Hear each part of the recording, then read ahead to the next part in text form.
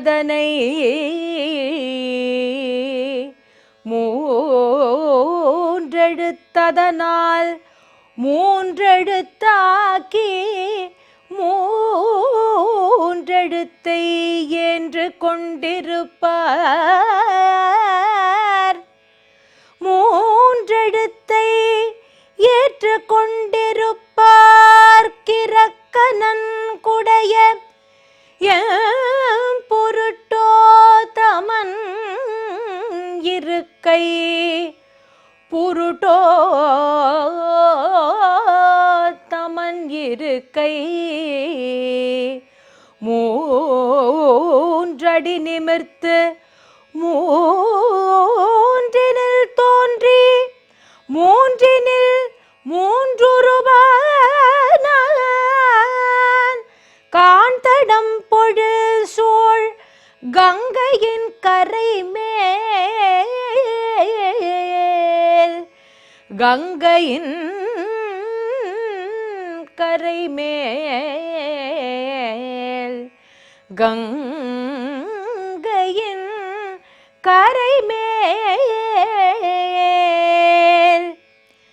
கண்டமென்னும் கடிநகரே கண்டம் என்னும் கடிநகரே கண்டமென்னும் கடிநகரே கடிநகரே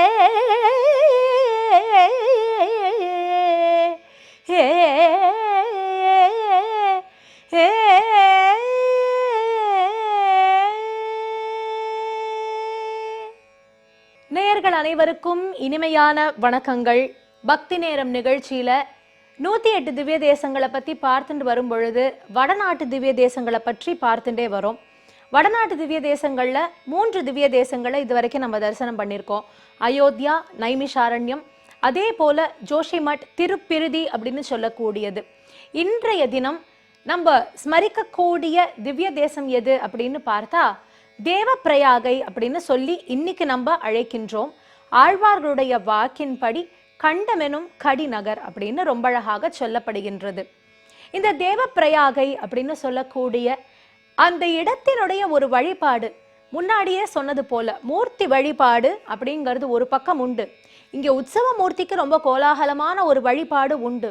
எனினும் இந்த க்ஷேத்திரத்துல முக்கியத்துவம் எது அப்படின்னு பார்த்தா, எந்த இடத்துல நதி தீரமாக அப்படி கங்கையினுடைய பெருமையை சொல்கின்றோமோ அது போல கங்கையானவள் அந்த கங்கை தீரத்துல இருக்கக்கூடிய கடிநகர்னு பாடுகின்றார். அந்த தீர்த்தமே இங்க பிராதானியத்தை எடுத்துக்கிறது.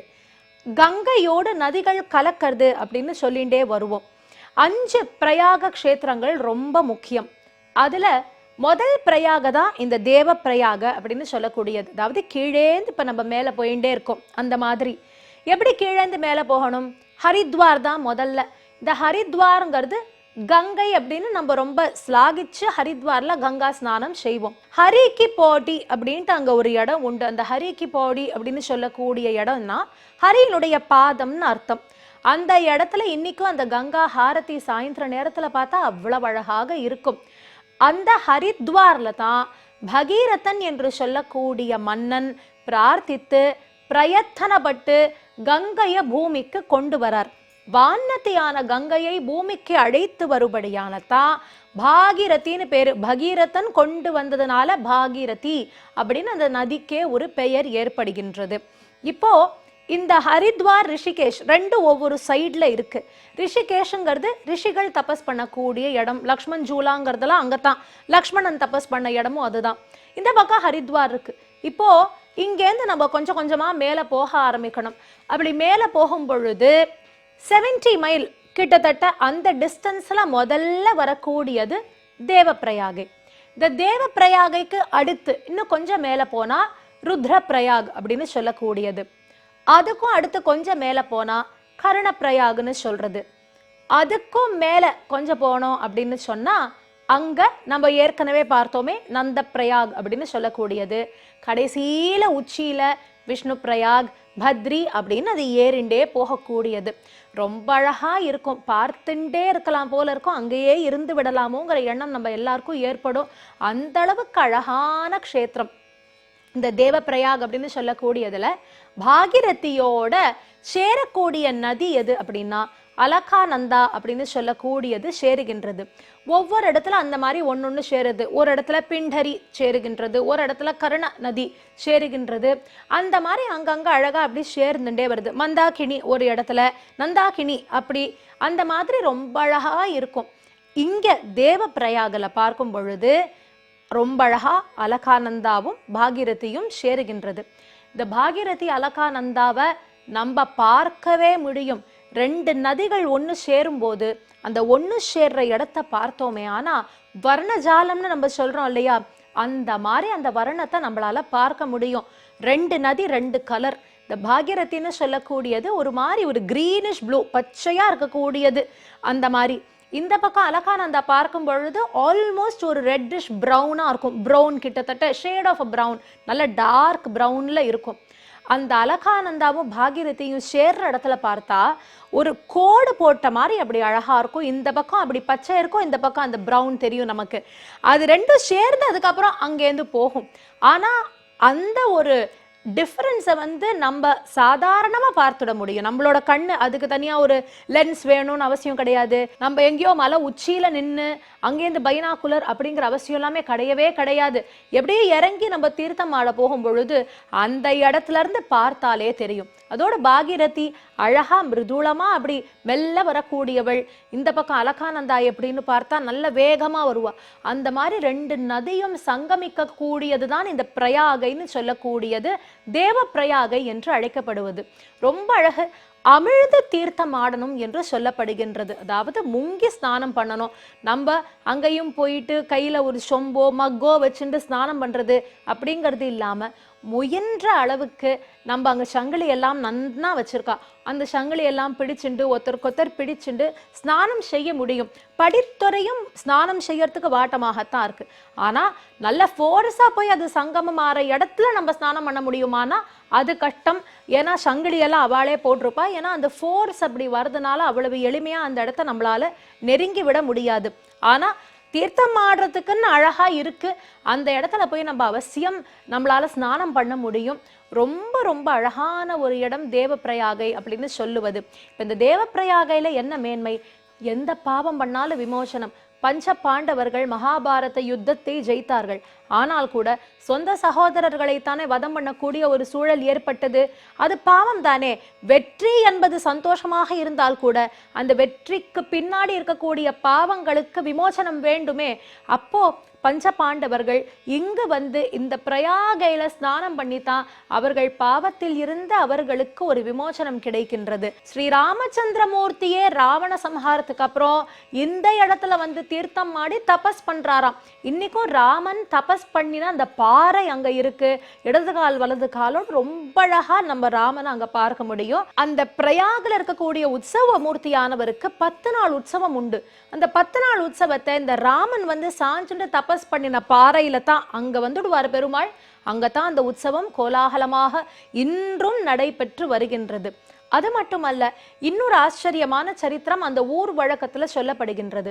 அகஸ்திய மாமுனிவர் இடத்துல ஸ்வேதகேது அப்படிங்கிற ஒரு மன்னன் வருகின்றார். ஏன் இந்த ஸ்வேதகேது வரார் அப்படின்னா, பலவிதமான தானங்களை செய்தவர் அன்னதானம் மட்டும் செய்யலையாம் ஸ்வேதகேது. எத்தனையோ பேர் சொன்னப்புறம் கூட அவர் ஏதோ அந்த ஒரு தானத்தை மட்டும் செய்யாது மற்ற எல்லாவற்றையும் செய்து இருக்கின்றார். அப்படிப்பட்ட ஸ்வேதகேது பிற்காலத்துல அவர் காலம் ஆனதுக்கு அப்புறம் பிரம்மலோகத்துல அங்க பிரம்மாட்ட இருந்துட்டு இருக்கிற சமயத்துல ரொம்ப பசிக்கிறது, சாப்பிட ஏதாவது வேணும்னு கேட்டாராம். அப்ப பிரம்மா சொல்றார், பூமியில் நீ எதை தானம் செய்கின்றாயோ அதுதான் இந்த லோகத்துல உனக்கு கிடைக்கும். நீ அன்னதானம் பண்ணினதே இல்லை, அதனால இங்க உனக்கு அதற்கு வழி இல்லை. அப்ப என்னதான் வழினா பூலோகத்துல போய் தான் ஏதாவது வழி தேடணும் என்று சொல்ல ஸ்வேதகேது அங்கேந்து வராராம். எங்கெல்லாமோ அந்த ஆத்ம ரூபமாக தீர்த்தம் ஆடுறார், எல்லாம் செய்யறார். ஆனா ஒன்னும் வேலைக்காகல. கடைசியில இந்த தேவப்பிரயாகைக்கு அகஸ்திய மாமுனிவரை பார்த்தாராம். அகஸ்தியர் சொல்றார், நீ அன்னதானம் இந்த தேவப்பிரயாகையில செய்தால் எந்த காலத்திலையும் உனக்கு திரும்ப இந்த பசிங்கிற கவலைக்கு வழியே இருக்காது என்று சொல்றார். ஆனா நான் அன்னதானம் செய்யணும்னா சரீரம் வேண்டுமே, சரீரம் இல்லையே, நான் என்ன பண்ணுறது? யார்கிட்டையாவது கொடுத்து, உன்கிட்ட இருக்கிற பொருளை கொடுத்து, ஆன் யுவர் பிஹாஃப்னு இன்னைக்கு சொல்றோம் இல்லையா, அந்த மாதிரி யார்கிட்டையாவது கொடுத்து செய்ய சொல்லு. என்னிடத்துல கொடுக்க இல்லையா, ஆத்மாவுக்கு ஏது அணிகலன்கள், ஆத்மாவுக்கு ஏது வஸ்திரங்கள், எதுவுமே இல்லையே, நான் என்ன செய்வது அப்படின்னார். அப்ப சொன்னார், நீ இவ்வளவு நாள் பண்ணின கொடையெல்லாம் இருக்கு இல்லையா, அந்த தான தர்மத்தினுடைய புண்ணிய திரட்டு மொத்தத்தையும் எடுத்துட்டு குடு அப்படின்னு சொல்ல, அதெல்லாத்தையும் திரட்டினாரா. ஒரு கணையாழி மாதிரி வந்ததாம். அந்த கணையாழியானதை அகஸ்திய மாமுனிவரிடத்துல இவர் கொடுத்து அன்னதானத்துக்கு ஏற்பாடு செய்ய சொல்ல, அங்க அத்தனை பேருக்கும் அன்னதானம் தேவப்பிரயாகல நடக்கின்றது. ஆத்ம ரூபமாக தன்னுடைய ஸ்நானத்தையும் இந்த தேவப்பிரயாகல செய்தாராம். அன்றிலிருந்து அவருக்கு பெரிய விமோசனம் கிட்டி, எப்படி அகஸ்தியர் சொன்னாரோ அந்த தேவப்பிரயாகினுடைய ஒரு மேன்மையை ஸ்வேதகேது மன்னன் புரிந்து கொண்டாராம். தேவப்பிரயாகன் நினைச்சுட்டாலே வியாதி எல்லாம் போயிடுமா. அங்க போகணும் அப்படிங்கிறது ஒரு விதம், அங்க போக முடியலையே என்ன பண்ணுறது அப்படிங்கிறவா மனசுல தேவப்பிரயாகையை நினைத்து கொண்டாலே போருமா. போகணும்னு ஒரு தரம் நினைச்சுண்டா கூட தேக பலத்தை தேவப்பிரயாகை நமக்கு தந்து விடுமா. அப்படிப்பட்ட ஆச்சரியமான அந்த தேவப்பிரயாக் என்னும் க்ஷேத்திரத்துல இருக்கக்கூடிய இறைவனை நாம் வழிபடுவோம். அங்க இருக்கக்கூடிய இறைவனுடைய நாமம் நீலமேக பெருமாள்னு பேரு. புருஷோத்தமன் ஆழ்வாரே பாடுகின்றார் இல்லையா, புருஷோத்தமன் வீற்றிருக்கும் இடம் என்று இந்த தேவப்பிரயாகையை பாடுகின்றார். அப்படி கிழக்கே திருமுக மண்டலத்தோடு நின்ற கோலம் புண்டரீக வள்ளி தாயார், மங்கள விமானம், மங்கள தீர்த்தம் கங்கை நதியானது. அதோடு பரத்வாஜ முனிவருக்கு பெருமாள் அனுகிரகம் பண்ணினார். சப்த ரிஷிகள்ல ஒருவராக பரத்வாஜர் சென்றடைய இந்த இடத்துல தபஸ் பண்ணித்தான் பெருமாள் அவருக்கு அனுகிரகம் செய்கின்றார். எந்த ஆழ்வார் இந்த திருத்தலத்தை மங்களாசாசனம் பண்ணியிருக்கார் அப்படின்னு பார்த்தா பெரிய ஆழ்வார் பாடியிருக்கார். 11 பாசுரங்கள் பெரிய ஆழ்வார் ரொம்ப அழகாக பாடியிருக்கின்றார். இவ்வளவு மேன்மை கொண்ட தேவப்பிரயாகையில் இருக்கக்கூடிய பெருமாளை ஸ்மரிப்போம், அவருடைய பேரருளை பெறுவோமாக. நன்றி, வணக்கம்.